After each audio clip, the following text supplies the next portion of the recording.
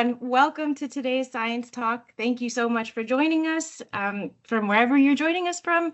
I'm absolutely delighted to welcome you to today's Science Talk. My name is Dr. Miriam Axel, and I'm thrilled to be your host today. For those of you joining us for the first time, we're welcoming you. This weekly series highlights the exciting research of UNU-INWEH, focusing on real-world applications to address pressing global challenges. I'm pleased to share that all of our previous science talks are available on demand on our YouTube channel and on our website.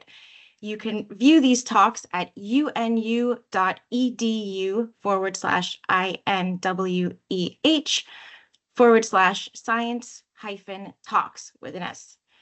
Today's talk, like all of our others, will be recorded and the video will be made available after the session. And we'll conclude with an interactive Q&A session, so please do share your questions in the Q&A box, and we will share them with our speaker. And now it's my great honor to introduce today's speaker. Dr. Vishwas Chitale specializes in climate change adaptation and resilience in the Global South. His expertise encompasses climate change vulnerability and risk assessments, as well as adaptation actions prioritization across various geographic scales and sectors within South Asia. At UNU-INWEH, his research focuses on climate-resilient agriculture and ecosystem services. He's developing a framework for the evaluation of adaptation strategies for rain-fed agriculture in India and other countries in South Asia, with a particular focus on gender and social inclusion. In addition to his work at UNU-INWEH, Dr. Vishwas leads the Climate Resilience Team at the Council on Energy, Environment and Water, a leading nonprofit public policy institution in New Delhi, India. His recent projects at CEEW involve crafting strategies and plans for subnational climate action and disaster risk reduction across India. Dr. Vishwas received his PhD from the Indian Institute of Technology, Kharagpur, with a dissertation on assessing climate change impacts on biodiversity hotspots in India. And now over to you, Vishwas. Great. Thank you, Miriam, for that kind introduction. And just let me know if I am audible, clearly audible. Okay, great. So I think I will switch off my camera, and thank you everyone for joining today. I will be switching off my camera, and then after the presentation is over, I will switch on my camera again. So today's topic, as Miriam mentioned, is about understanding the best practices of rainfed agriculture from global south countries. But let's briefly, I would like to introduce also about my organization, CEW, and what kind of research we do there. So Miriam, can we move to the next slide, please? Yes. So CEW, or Council on Energy, Environment and Water, we are a not-for-profit public policy non-government think tank based out of New Delhi, India. And we work across these three key pillars: transformations, quality of life, and enablers. These are the work areas that are mentioned there. And under enablers, we have our climate resilience team, which focuses on how do we adapt and build resilience across different sectors to reduce the impacts of climate change. We are a team of nearly 350 plus at CW, and in climate resilience team, we are nearly a 330 people team now. Next slide, please. So these are some of the research products that we have published over last 5 years or so. Sorry for the low resolution images, but these products are available for download on our CEW's website on climate resilience page. In 2021, we looked at India's climate vulnerability across all the districts. The vulnerability was quantified for floods, droughts, and cyclones. Earlier this year, late last year in 2024, we published an analysis of Indian monsoons, and I will be talking about some of the facts and figures from there, because nearly 50% of agriculture in India is rain-fed, and it is highly dependent on any erraticness of monsoon that we see. So that's why it is very important to study minute patterns and changes that happen in the Indian monsoon. We also studied India's early warning systems, flood and cyclone focused, and we gave recommendations to National Disaster Management Authority to enhance the network and fill in these gaps. And then there are these last two reports. One is on state level action plan for state of Maharashtra, and then heat action plan for Thane city. Next one, please. So these are the findings. Now I will be just going through some of the national level statistics for India. So in the study that we published in 2021, we found that nearly 75% of Indian districts are hotspots of extreme event, which means that these districts are facing either a flood, a cyclone, or a drought.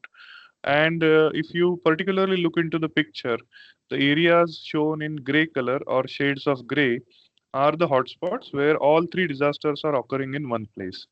So eastern coast of India, particularly Odisha, like Andhra Pradesh, etc., these states are vulnerable to floods, droughts, and cyclones. And parts of Gujarat also are hotspots of floods, droughts, and cyclones. Next slide, please. In the study of Indian monsoon, what we found that this study was based on the reanalysis data that was made available by India Meteorological Department.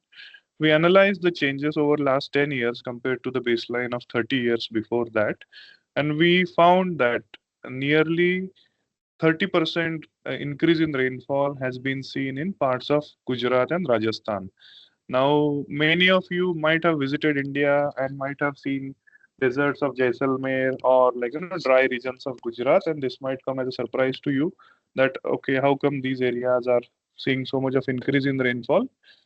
This is attributed to increase in heavy rainfall events that is shown in the map next to it, where you can see that nearly increase of 9 to 10 days per year of heavy rainfall are seeing year on year increase in last 10 years. And that is attributed to various factors like increase in number of tropical cyclones in Arabian Sea, which means that western coast of India is seeing more number of cyclones, and then there is heavy downpour after the landfall has been made by the cyclones. Next slide, please. Now, these block diagrams might be difficult to interpret, but if you look into the northern block, states of Himachal Pradesh, Uttarakhand, Chandigarh, etc., and then below there is also Uttar Pradesh. So Uttar Pradesh falls in Indo-Gangetic plains, and that is at the top of northern India. Now, what is happening in Uttar Pradesh, which is a breadbasket for India and highly dependent and highly fertile lands, there we are seeing nearly a 20% decline in rainfall, in average rainfall.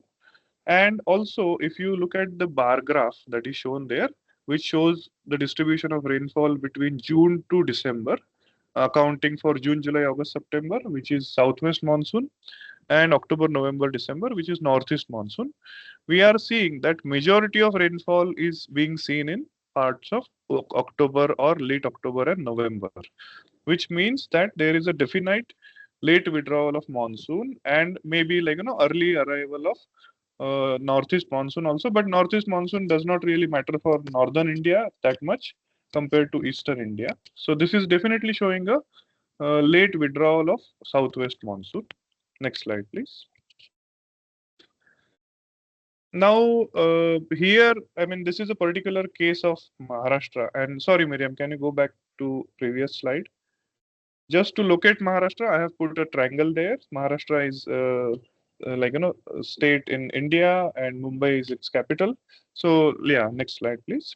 So in Maharashtra, we are currently studying in detail the changes that are being visible in the rainfall patterns because of two reasons. One is, of course, Maharashtra brings highest GDP to India's total GDP. Some of it is, of course, coming from the agriculture and livestock sector. But also, importantly, Maharashtra's agriculture, more than 80% of Maharashtra's agriculture is rain-fed, which means that any minor change in the rainfall pattern is going to lead to a catastrophic situation in terms of crop loss, in terms of drought and dying of crops, etc. in Maharashtra. So there is this graph that is shown in orange, blue, and green color. Orange color shows district-wise deficient rainfall years. Blue color shows excess rainfall years, and green color shows normal rainfall years for last 50 years.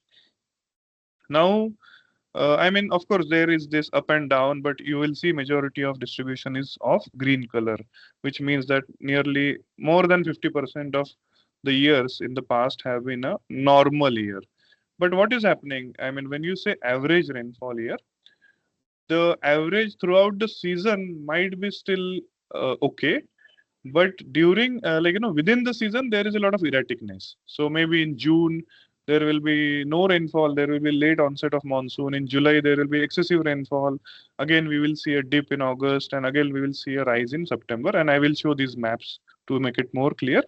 But what is more important is to look at districts like Ahmednagar, Beed, Latur, Dharashiv, Parbhani, etc., which are really dry zone regions, which have faced nearly 14 rainfall deficient year. I mean, that is not new.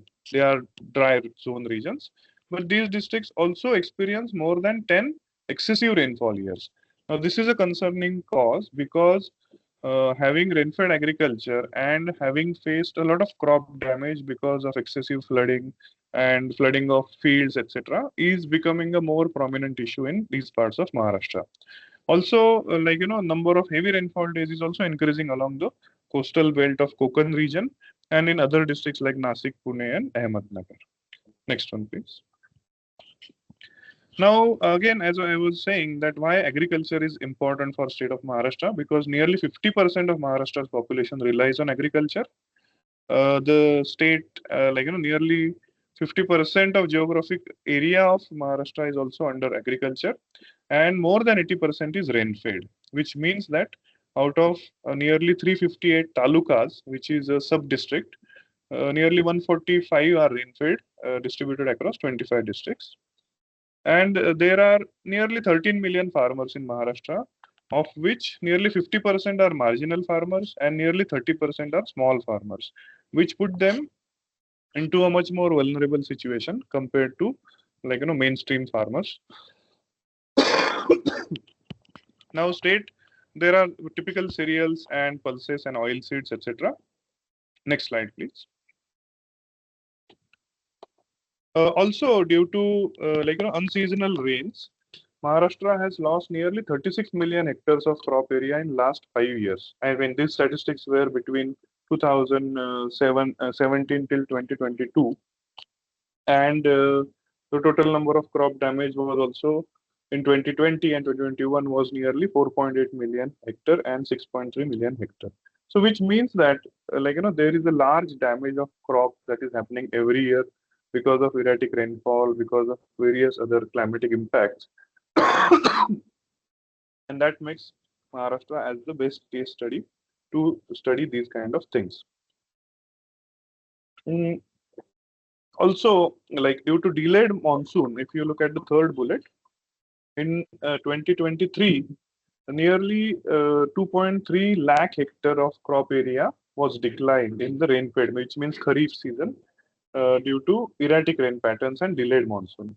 So these kind of challenges are becoming very eminent and very prominently seen in the state of Maharashtra. Next slide, please. Now let's look at these maps. I mean, these are again a subset of the maps that I showed in the beginning for the whole country. These are only for state of Maharashtra. Let's look at what is happening in June, July, August, and September. We are seeing a moderately distributed rainfall across different parts of Maharashtra, especially in the northern part of Maharashtra. We are seeing a little bit of increase in terms of rainfall distribution in June. Now in July, central Maharashtra, again coastal Maharashtra, sees a lot of rainfall. Nearly 30% increase has been visibly seen there. In August, then central Maharashtra still continues to receive excessive rainfall, but in Vidarbha part, which is that light orange color shade that is visible, we are seeing a decline of nearly 20% rainfall compared to the baseline. So now this is a concerning situation, because when you think about rain-fed crops, then people would start sowing when the monsoon is just onset and starts in mid-June, and then sowing starts for rain-fed crops. In July, they are at the mid stage. In August, actually, they are nearly going into flowering and fruit formation stage, or grain formation stage. And then in September, it's like a full month where the growth is complete. And then in October, early October, they are ready to get harvested.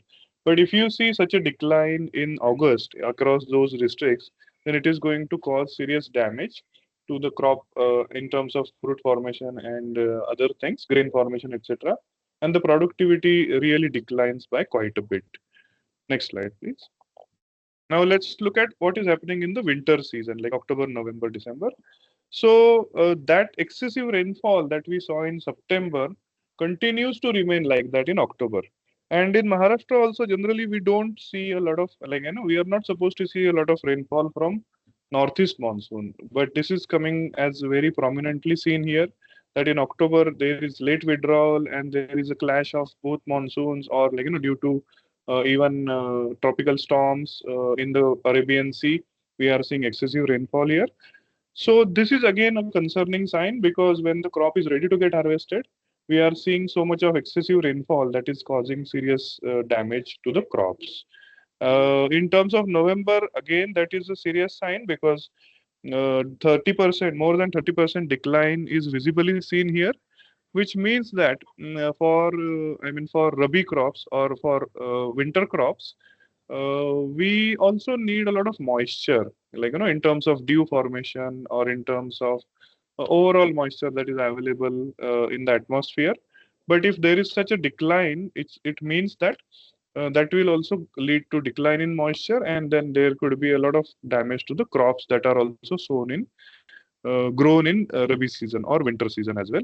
And December is a mix of both things. Majority of Maharashtra is facing a decline, whereas also majority of Maharashtra is seeing a increase in rainfall. So this is a very complex situation, and that's why planning for climate resilience activities for for such rainfed regions is very important. Next slide, please. Mm, So we also wanted to, we are closely working with state of Maharashtra's agriculture department. So they also asked us to look into the years where we had either a El Nino year or La Nina year or a neutral year. Because again, with El Nino year, then there is a delayed monsoon. With La Nina year, there is excessive rainfall, etc. So we also have marked that in the table, and you can very clearly see that observed onset date of monsoon is varying quite a bit beyond, 2016 onwards. So sometimes the normal date is 10th June, but sometimes, like in the year of 2019, the onset was on 20th June. Also, we are seeing quite a bit of deviation in the withdrawal date as well. So till 2019, the normal withdrawal date was 1st October. But considering the deviation in the dates, then India Meteorological Department has given a new withdrawal date, which is like 5th of October. But we have seen monsoon declining in 2020 nearly in the last week of October. And again, this proves the fact that I was showing in the maps as well, that October is also becoming a heavy rainfall month, which is causing serious damage to the crops that are grown in the rain-fed parts. So this is the situation of onset and withdrawal of monsoon in general, within Maharashtra. Next slide, please. Now there are these 5 regions, because again monsoon spread slowly from, say, Konkan region, which is shown in pink color in the leftmost side of Maharashtra. Then it enters Desh, and then it enters Khandesh, goes to Marathwada, and goes to Vidarbha, the part in yellow. And that's how the spread is there throughout the season. So we also mapped for different regions what is the onset date, and we could find out that in the Konkan part also there is there is a bit of delay, but when it reaches to Vidarbha, I mean almost it reaches almost towards the end of June or in the second half of June, and which is a concerning sign again, because of late arrival of monsoon. Then farmers are not able to sow properly, and then again the decline that we saw in August is particularly from this part of Maharashtra. So there is a lot of issues that are getting on on the rise, which are causing serious damage to crops in this particular part of Vidarbha. Next one, please. Now, this is a typical crop calendar that is developed by India Meteorological Department, and this is an example of crop calendar that was developed in 2002. Actually, this is 20 years old crop calendar, and what we are trying to do I mean, the picture might not be very clearly visible, but I will explain that in the next slide. But if you just look at the crop growth stages, you will see that I mean, this is for jawar, which is one of the millets, highly eaten millets in Maharashtra and other parts of India as well, which is a rain-fed millet. So you will see that in June, the sowing starts in late part of June, then goes into July, and then August there is vegetative growth phase. Then there is flowering growth phase in September. Then grain formation in late September, October, and then harvesting should start in late of October. Now I would like to bring your attention particularly to week 42 and 43, when the grains are totally formed and it is in the harvesting phase. We will see, like, remember that week 42, 43. And next slide, please. So now, I mean, this is just a digitalized version of that picture or that calendar. And what we are seeing again here is harvesting is between 41 to 45 week. And then the peak harvesting is in week 43, 42, 43, and 44. Next one, please. Now, we looked into those two particular districts for which this crop calendar has been developed. Now, this is Bid and Dharashiv district, and look at the rainfall distribution across these weeks from week 22 to week 47. And we have looked into the anomaly of rainfall, and you can very clearly see that in week 43, you will see a major spike, which is going beyond 150% of rainfall compared to the baseline in Bid. And in the right side map, in the right side graph, you will see that it is nearly crossing 120% in Dharashiv, which is very concerning because, I mean, this level of rainfall is totally unusual. But if it is happening like consistently over, I mean, this is not a yearly figure. This is 10-year average figure. So which is showing that over last 10 years, this has been the situation, and we need to really do something about it because, again, as I was saying, week 42 to 44 is the peak harvesting season, and we have seen various cases getting reported when the standing crop gets flooded and due to rain, and then there is total damage of standing crop which was ready to get harvested. And then there is a severe distress in terms of economic stress and other things. So these are, like, these are some of the facts and figures that we wanted to share with you. This way, we are going district by district across all the rain-fed districts of Maharashtra to look into where is that most erratic phase of rainfall, and then can we enhance our agro-advisory mechanism? Can we enhance the forecast mechanism in order to capture it at least 1 week in advance? And then alert the farmers about it, and can we have some non-traditional farming practices which could be, or some innovative solutions which could be tried out in order to either harvest early and then keep that crop, cut crop somewhere and store it, but still the growth should continue, something like that. So we are working on that with the agriculture department. But the idea here is that to develop these kind of analysis and then further develop climate smart crop weather calendars for all the rain-fed districts of Maharashtra, which is nearly 80% rain-fed agriculture in Maharashtra. And then there are states like Karnataka, there are states like Odisha, where still nearly 30 to 40% of agriculture is rain-fed. And then we expand our framework further to those states and then further to other parts of the world as well. Next one, please. So now looking into, I mean, this is one thing, but also we wanted to look into what are the existing solutions that we have in terms of rain-fed regions across the world. And I think we all are aware that there are various countries in Africa which are 100% rain-fed, or at least more than 90% rain-fed, and they are also facing similar situations. So we don't have the climatic analysis of these regions yet, but we wanted to capture what kind of best practices exist across the world in terms of addressing these kind of challenges, and how do we convert it into a kind of a compendium that can be made available to people who are working on rain-fed agriculture. So in terms of climate smart agriculture in the rain-fed regions, I think it has a critical role, of course, because Millions of farmers depend on it in the developing countries and also in least developed countries. And as I was saying, it has very high vulnerability to climate change. So it is very sensitive to any minor changes that happen. Also, it impacts food security, and it is of global significance because these kind of situations exist across various parts of the world.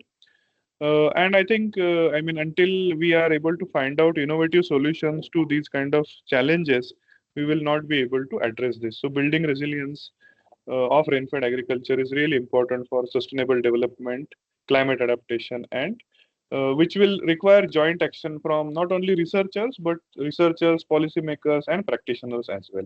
Next slide, please.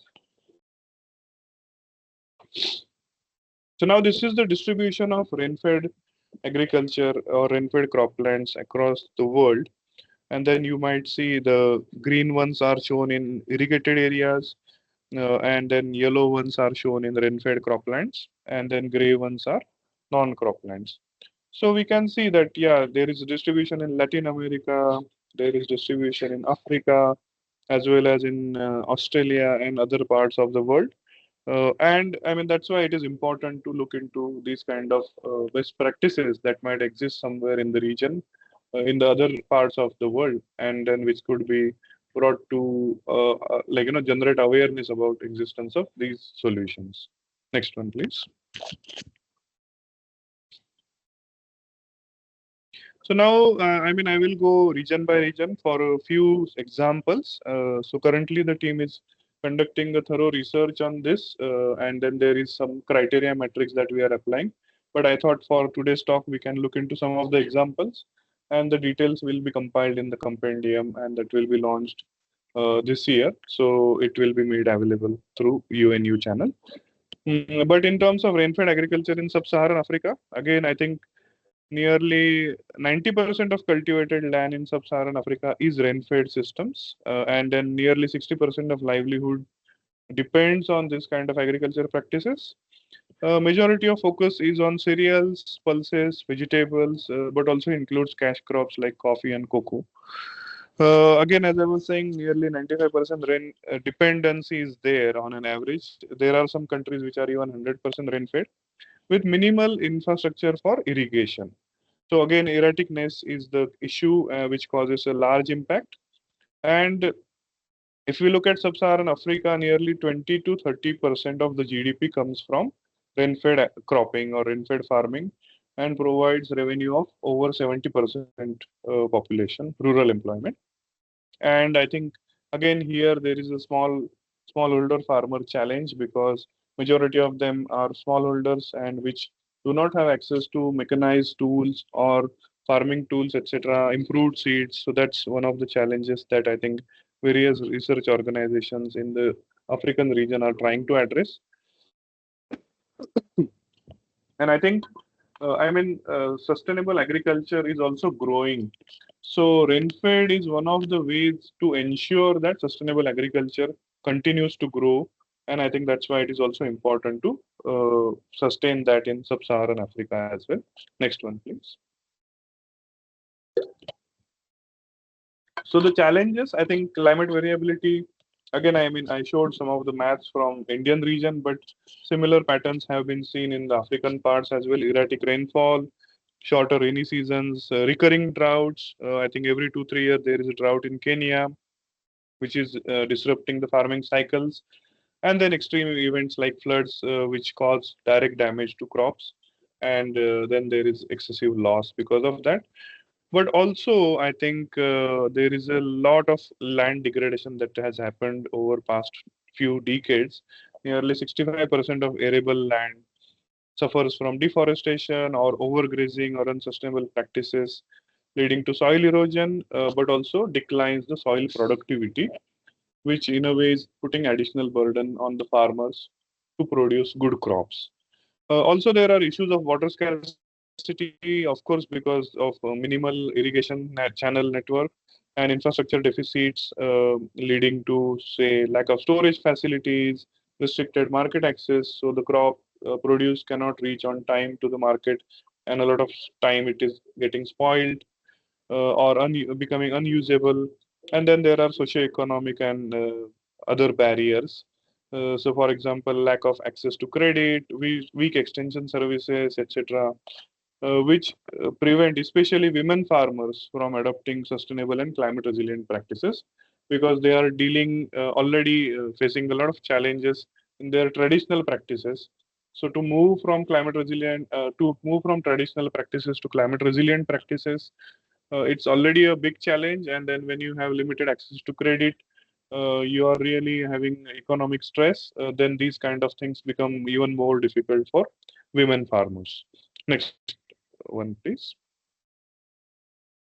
So we have captured some of the best practices that exist in some of the countries in sub-Saharan Africa, like say case of Ethiopia, where there is a gender inclusive agriculture project that is being implemented by IFAD, where a training was conducted for nearly 10,000 women in Ethiopia on climate resilient and sustainable agriculture practices. And I think there are some success stories from this project where women farmers were empowered to access and adapt to these kind of technological solutions. I think the next picture shows about terracing, contour bunding, and creation of check dams to avoid erosion and also to create accessibility to water, which has led to increase of up to 30% of crop productivity in drought-prone regions of Ethiopia. So these are some of the examples from Ethiopia that have been able to lead to increase in crop productivity, at least in few parts of the country. Next one, please. In terms of climate resilient crops, like I think there are varieties of drought resilient varieties of maize and sorghum, which was supported by USAID and other cooperatives, and I think also which led to nearly 20% yield increase during the dry season of 2022, which has led to reduced crop failures, which has been able to stabilize the incomes to some extent. There is also integrated soil fertility management practice, which means a mix of composting, crop rotation, and agroforestry models, which was implemented in Amara, and this was able to nearly rehabilitate nearly 30%, 35% of degraded land, which boosted maize yields by 40 to 50% and reduced the soil erosion by 50% as well. So this is not only sustainable agriculture practice, but also this is really a sustainable soil management practice as well. And this could be replicated in other similar regions of the world. Now, in terms of small scale irrigation expansion, mm, I think there are projects like RIB and MECIC, which enabled year round farming on nearly 15,000 hectares, which benefited 8,000 families, which was solar powered irrigation. I mean, we all understand that there are challenges and opportunities in any kind of solution that we implement. So we have to really look into what kind of solution is there and what kind of contextualization is done while we implement these kind of solutions in other parts of the world. Next one, please. Looking into some of the examples from Kenya, like as I was saying, also solar powered drip irrigation systems are there, which has been implemented by World Bank and IFAD, which was dependent on solar power pumps. And there were reports of nearly 40% increase of horticulture and nearly 60% decline of water usage. So I think I mean, the team is putting efforts in studying and putting these facts and figures in terms of criteria metrics that we have developed for scaling and mainstreaming of these practices to other parts of the world. And based on that, we will come out with the evaluation metrics for each of these case studies. Then agroforestry integration. I think this has been, this has been practiced across many parts of the country, many parts of the world now. So where it is called Trees for Resilience, and under which nearly 10,000 farmers were trained on agroforestry practices, which enhance soil fertility, biodiversity, as well as carbon sequestration. And I think agroforestry practices are also widely being implemented in other parts of, in various parts of India as well. Next slide, please. Then there are various other solutions implemented like rainwater harvesting and storage, which enabled for a double cropping cycle and improved water availability during the dry season. Also, crop diversification and rotation, which led to an increase of nearly 25% of income through diverse cropping conditions in Western Kenya, or precision agriculture. I think there is a large role of AI also in enhancing the agriculture productivity. And I think the market for AI ecosystem for implementation in agriculture sector is also growing by quite a bit. So there should be some innovation that can be implemented here as well. So this Smart Farm Kenya was a GCA funded project where they use soil sensors and GIS mapping to bring down the cost of fertilizers and increase the yields of maize crop. So these are some of the technologies that were implemented in parts of Kenya. Next one, please. Now, I think this is for South Asia. We see that, I mean, South Asia as a region again faces various challenges in terms of erratic rainfall, excessive rainfall. I mean, too much water, too little water is a very common problem here. So, in terms of rainfed agriculture, I think nearly 60 to 80% of farmland in the rural parts is rainfed. And I think also here there is a distribution of rice, millets, pulses, and stress tolerant crops. The challenges are similar as I was mentioning: erratic rainfall, droughts, floods, soil degradation, salinity is also one of the issues, and limited irrigation facilities. And then some of the sustainable practices that we have been able to document includes soil conservation, water management, climate resilient crops, etc. Under various schemes like National Mission on Sustainable Agriculture in India or Bangladesh's National Action Plan on Climate Change. And also various other government and global collaborations are leading to improving yields, resilience, and with combination of traditional knowledge and modern innovations. Next one, please. So in case of South Asia, we have documented some of the cases of national adaptation plan for Bangladesh, which also has implemented some of the climate smart agriculture technologies with international support from various agencies. But also under LACC program, there was a massive capacity building that happened on climate smart agriculture techniques, which led to adoption of resilient practices across more than 5,000 farmers in Bangladesh, and which has led to increase in increasing the yields. Next one, please. And then there are other solutions which are implemented, like soil conservation technologies, which reduce the erosion as well as increase the soil moisture retention capacity of the soil, which led to increase in maize yields by nearly 20%. Then there are salinity meters to optimize water use and crop planning for better water management, which reduce crop losses by nearly 30% in the coastal regions, and also which created a resilience to salinity intrusion, because I think salinity intrusion is also becoming a very common issue in the coastal parts of India as well, and various other coastal countries are facing this challenge as well.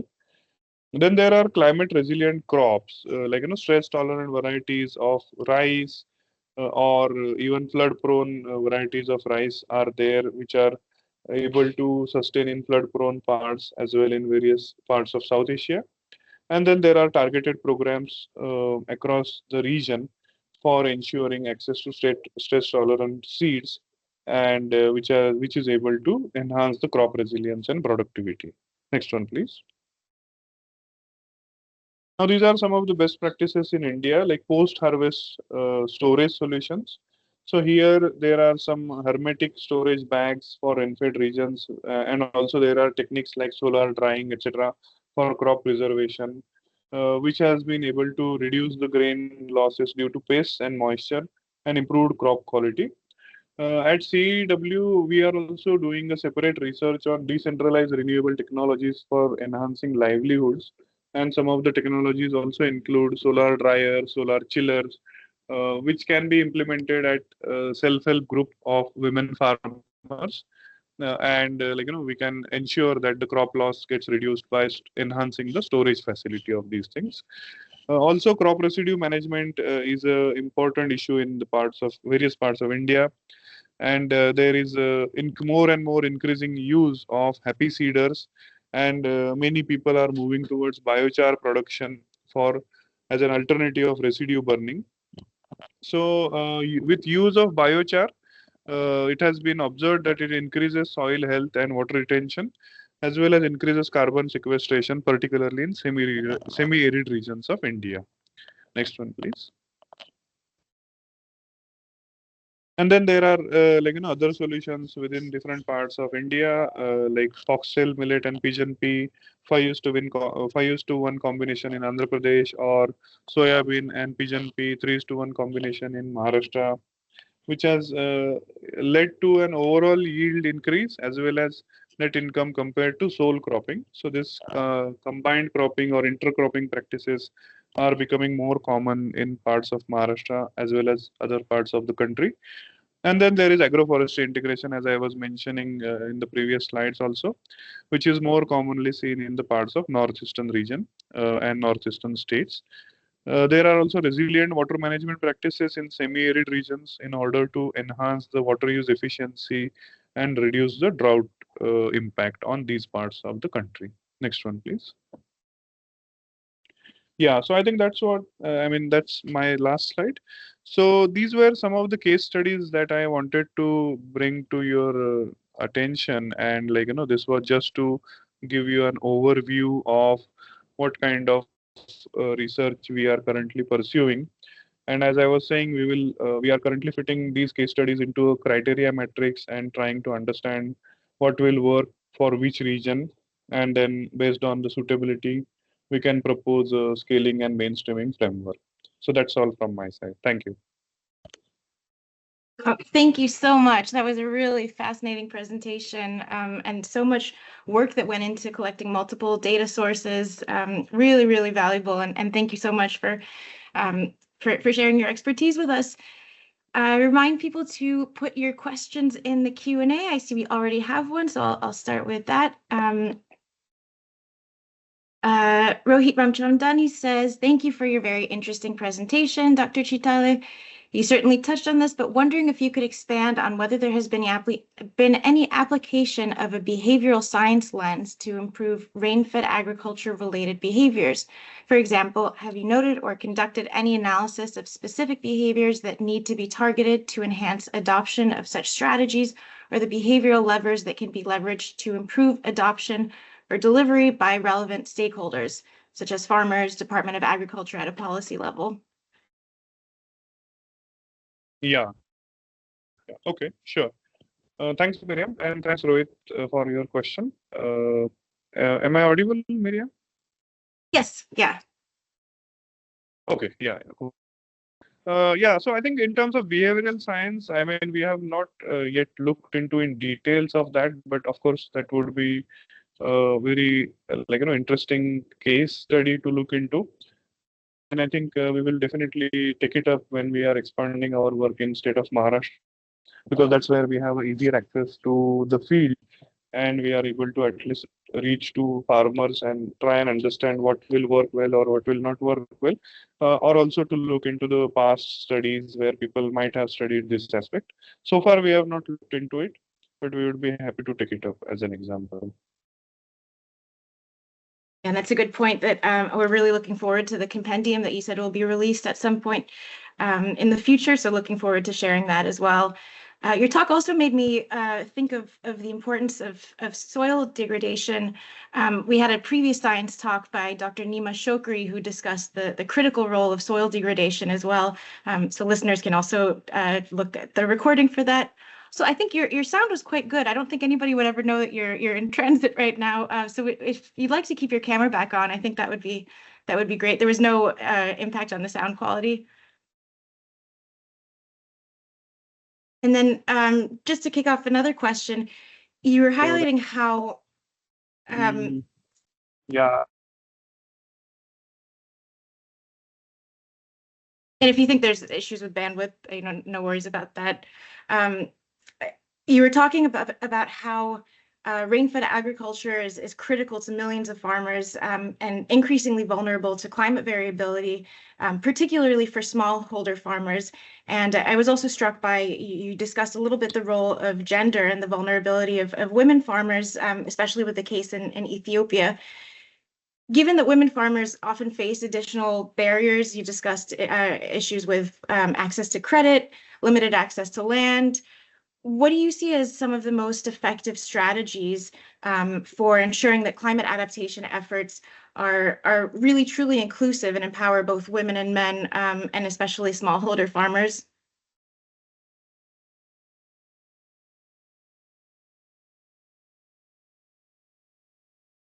Uh, yeah, okay. Am I still audible, Miriam? I mean, the Yes. bandwidth has gone down just like quite a bit. Yeah. So, I mean, if I got you correctly, you are asking about what are the best ways to enhance the accessibility to women farmers in order to access these technologies. Exactly, yeah. Yeah. So I think I mean we will need women specific programs to be launched by different countries of these rain-fed agriculture dominant countries at least to begin with, which should provide subsidized products and subsidized even the rate of loan, etc. For women farmers. That is one of the ways in which we could provide and enhance the financial access to women farmers. That's one thing.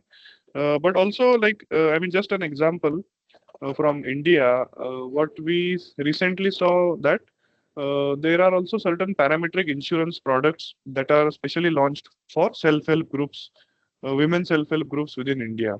And this product was for outdoor workers working in heat-dominant areas of Gujarat. And this was based on, say, heat threshold. If particular heat threshold crosses this temperature, then the women farmers were not allowed to work outdoors because of the temperature restrictions, and they were losing their daily wage because of this excessive temperature. So this parametric insurance provided this based insurance, and once this kind of temperature is crossed, even though women farmers are not working outdoors, they would get paid for their daily wage. So this is, I mean, this is one of the ways to look at it. If similar such products could be developed for women farmers to adopt technologies and these climate resilient practices in a better way, I think we will definitely be able to solve this problem. I hope I was able to address the question. Yes, yeah, thank you. Um, you talked a bit about some of the challenges with soil degradation and good climate smart agriculture solutions. You also briefly mentioned happy seeders, and I'm just wondering if you could talk a little bit more about that and perhaps some of the examples that you've seen in the case of Maharashtra, specific to protecting or preventing soil erosion. Yeah, so I mean, as the name suggests, I think this is a seeding practice that is implemented in the state of Maharashtra and other parts as well. Uh, you know, farmers are able to save on the that is required to sow the crops, and based on which is of soil irrigation or water conservation, but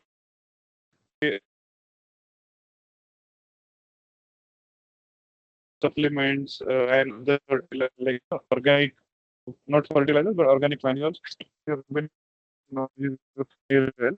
So like these are different like suits of technology that we have been, and I think main idea here is that I mean, see, we are having diversity of issues in terms of impacts. So to address that, we will also need a diversity of solutions to look into and to build that proper understanding of what suits the context, etc. So I think, I mean, it's not going to be only about one or two solutions, but we will really have to look into diversity of solutions.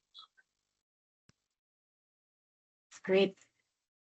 I'm also wondering, from your perspective, what are some of the most critical interventions, whether it's policy, you also talked about some of the opportunities from AI, or on the ground practices. What do you see that can help smallholder farmers in these rain-fed regions adapt to increasing climate variability? Yeah, I Or think is it, like you said, a combination? it's going to be again a mix of, yeah, I think it's going to be a mix of different things that we will have to look into, especially considering their capacity to adapt to be very limited. So I think the role of technology is important here, but again, support has to come into the policies and processes in order to ensure better adoption of these technologies. So, I mean, for that matter, even if you look at precision agriculture, I mean, it's not a very vast,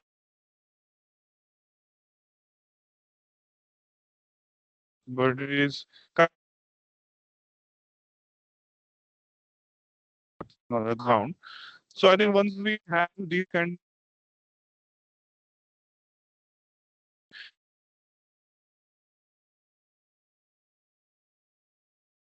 All right. Dr. Chitale, thank you so much for your presentation. I think it's starting to, we were really lucky that you didn't have any bandwidth issues until almost the very end. So just want to thank you again for sharing your expertise, taking the time to be with us. Thank you so much to all of our listeners for joining us. We are looking forward to seeing you again next week. Dr. Chitale, we will share any additional questions with you afterwards. And wishing you a very safe flight, safe travels, and looking forward to seeing you in the future. Thank you all so much for joining. thank you, Miriam, for having me. Yes. Bye bye. Bye.